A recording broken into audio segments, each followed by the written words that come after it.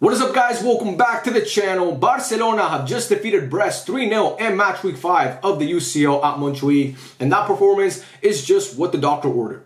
After back-to-back, not so great displays from the team, we saw today the Barca that we've been accustomed to seeing prior to that terrible game against La Sociedad before the international break. La Sociedad and Celta Vigo, those were outliers in my opinion. That was not going to be a trend for Barca this season, and today proved that. Without Lamine Yamal, Barca still come out there and put 3 goals past Brest, and Brest, whatever you want to say about them, again, they're not the best team of all time. I'm not going to sit here and say they're the best team of all time, or that they're going to be like some contenders in the UCL. But they're a team that up until this point in the UCL, were sitting in the top half of the table. Not top half. They were sitting in the top 5 in the table. I'm not making that up. That's a fact. They were literally sitting in the top 5 in the table. So they had played well in this competition thus far. And for Barca to put 3 past them and outplay them throughout the whole game, to me, is a great sign.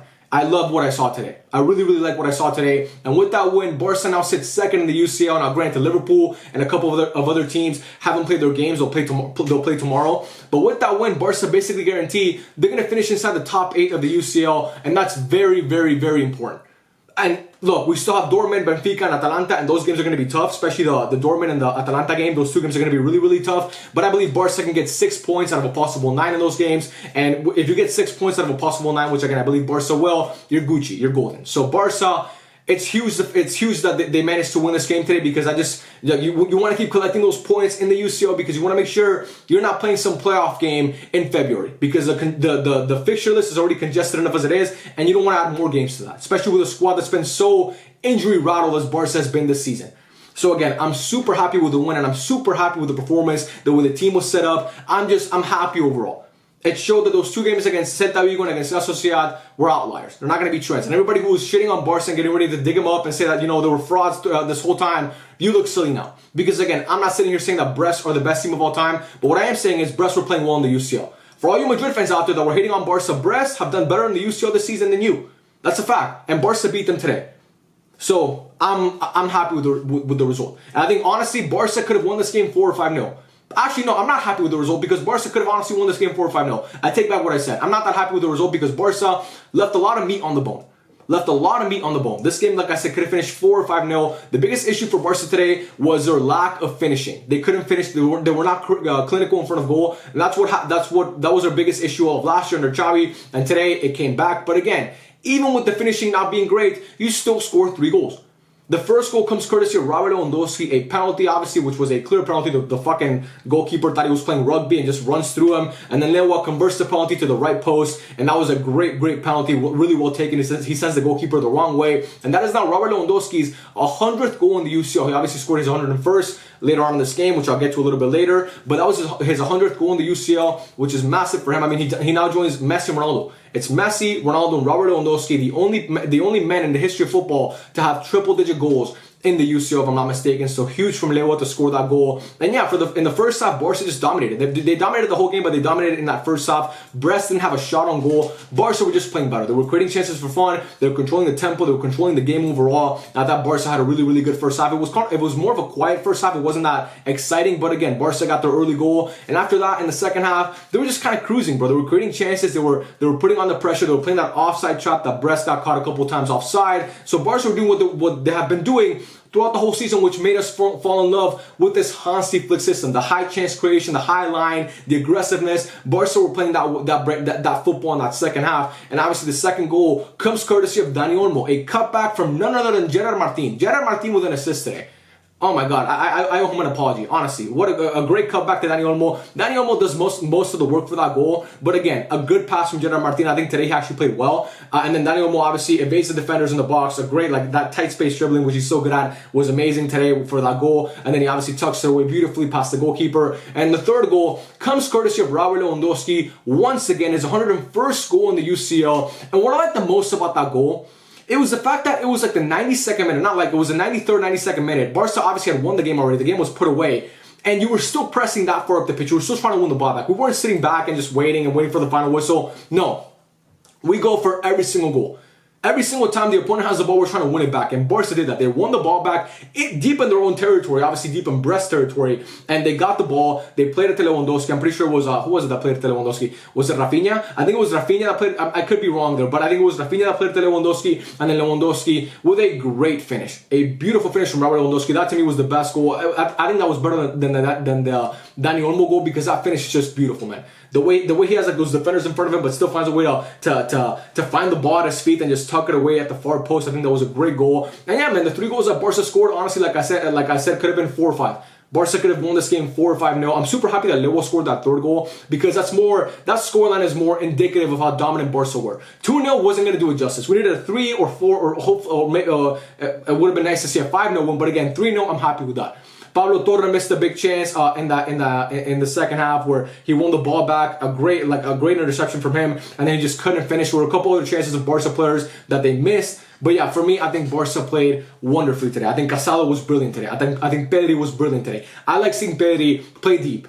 Play Pedri deep. When you play him deep, you have so much more control of the game, and we've noticed that. Against La Sociedad and against Celta Vigo, the one thing that we saw from Pedri was he was playing more for up the pitch. He was playing further up the pitch. And in these 2 games, he was playing deeper next to Casado, and that partnership has worked beautifully throughout this whole season. So I was so happy to see Pedri back in that role, because when he's that deep, he provides so much control over the game, and so much. It just brings me, like, as a Barca fan, when I watch Pedri play that deep and I see him operate, it fills me with calmness. I don't know. It's very. I don't know what to say. It's very soothing to watch, I guess. Like, I don't panic when he has the ball in those areas. Actually, I'm happy because I know something good is about to happen. So I was happy with Pedri and the way he played. I think, honestly, he could have been man of the match. Casado as well. I think Dani Olmo didn't look his sharpest, but still got a goal. I think Rafinha was creating chances for fun. Obviously, didn't get a goal or an assist, but I think he was still creating chances for fun. I think Fermin had a decent display, not his best. I don't think Fermin's looked that good since he came back from injury. I don't think he looked great against Real Sociedad. I don't think he's looked great in the cameos that he's made post-injury. But again, today he wasn't terrible, and Lewandowski, of course, gets a brace. The back line, Gerard Martin had one of his best, honestly, not even one of his best. He had his best game as a Barca player, had an assist. I think overall he played well. He's kind of clumsy with the ball sometimes at his feet. I don't understand why he just loses the ball too much. He seems like he can't dribble at times, but he was holding his width. He was making those runs, and I think he did a good job. He was productive on that left-hand side. I think Inigo and Kuwarsi both played fairly well, held that Brest front line in check. I think Koundé wasn't great today. It wasn't his best game, honestly. I think he's looked kind of shaky over the past 2 games, but he was a lot better than he was against Celta Vigo. I'll tell you that right now, because he was awful against Celta Vigo. So today, if you want to call it a bounce back performance because he wasn't as bad, then we can call it that. But again, I don't think Koundé was amazing, but I think he was decent. I think Iñaki Peña made some big saves, but Iñaki Peña, his positioning is shit. Honestly, it's really, really bad. His positioning is so fucking weird, man. This guy, I don't know what he does most of the time. When he's coming out of his box, he just scares the fuck out of me. Sometimes he judges the pass wrong, so he's coming out, but it turns out he can't get there, so he's like tracking back, and it looks like he's like in panic mode. I don't know, man. Honestly, I don't know. I'm not too confident with Iñaki Peña. I would love to see Szczesny get a start in one of these games, because you brought him in, and just try him out and see how he plays. Honestly, like, might as well give him a fucking shot. I want to see Szczesny play a little bit, but again, Iñaki's been decent so far, so I'm not going to shit on him too much for that. I think when Balde came... Oh, actually, no, what the fuck am I talking about? That assist for the Lewandowski goal, I apologize, it was Balde. It was Balde that assisted that, because I just remember he came onto the game. I think when Balde came on, he looked great. He was making those runs. I don't know, I think he looked really, really good. I'm so happy to see Balde on the pitch. Because, again, Gerard Martin wasn't terrible today, but he's not a guy that you can rely on week in and week out. I want to see Balde on the pitch, and when I saw him come in, I was so happy. Frankie de Jong made a cameo as well. Didn't do anything bad, didn't do anything great. I really don't have anything to say about Frankie de Jong. But yeah, man, for me, I'm just happy with the way that Barca played. I need to see a performance like this after those 2 terrible displays, like I said, against Celta Vigo and against La Sociedad. And, you know, for me, this UCL, it's wide open, man. The way that I see it is that this UCL is wide open. Madrid don't look like themselves, and if they lose tomorrow, it's going to be looking tough for them to qualify in general, honestly. I was going to say in the playoff spots, but in the top 8, but it's going to be, if they lose tomorrow, which they very well could, and I predict them to against Liverpool, it's going to be looking tough for them to finish with a chance to make it to the next round. Which again, I'm not counting out Madrid, but it's a likelihood if they lose tomorrow. Liverpool are obviously amazing, but after that, City, I just watched City concede 3 goals to fucking Feyenoord at home. Feyenoord just came back from 3-0 down against Man City at the Etihad. They don't look like a serious contender to me this season without Rodri. Arsenal, I understand they had a good result today, but still, I don't fear that Arsenal team like I did the 2 previous years. I just think they were better. Bayern Munich beat PSG today, but again, everybody beats PSG. That team fucking sucks. PSG's not even gonna qualify. Atletico Madrid, I just don't think they can win the UCL. What other teams am I missing, man? I'm thinking about other teams that I might be missing, but again, for me, Bayer Leverkusen, I don't think they have the veterans and the quality yet to win this competition. So again, when I look at this UCL, I see it as wide open for Barca. I think Barca and Liverpool have proven that they are the two best teams in Europe so far this season. Now Liverpool, I will admit, after those 2 games that Barca had against Sociedad, against Celta Vigo, I will say they've been better. But again, Barca are right there because Liverpool have looked good, but their best has not looked as good as Barca's best, in my opinion. Now, Barca's worst has looked a lot worse than Liverpool's worst, but Barca's best, we saw that team put 4 past Madrid, like I said, 4 past Bayern Munich. I mean, Barca's best has been the best in Europe so far this season, in my opinion. So again, when I look at this UCL, I see it as it's there for the taking. Number 6 is there for the taking, and I hope that Barca look at it the same way. I hope those players and those coaches look at this UCL and the landscape of European football currently and think, you know what, we can actually do this year. There's not some juggernaut waiting for us on the other side. You know, this is not the Madrid teams with Ronaldo. That's not the Bayern Munich team with Robben and Müller and Schweinsteiger. That's not the Man City team with Riyad Mahrez and those guys that won the UCL obviously in Istanbul a couple years back, and obviously Rodri's not there.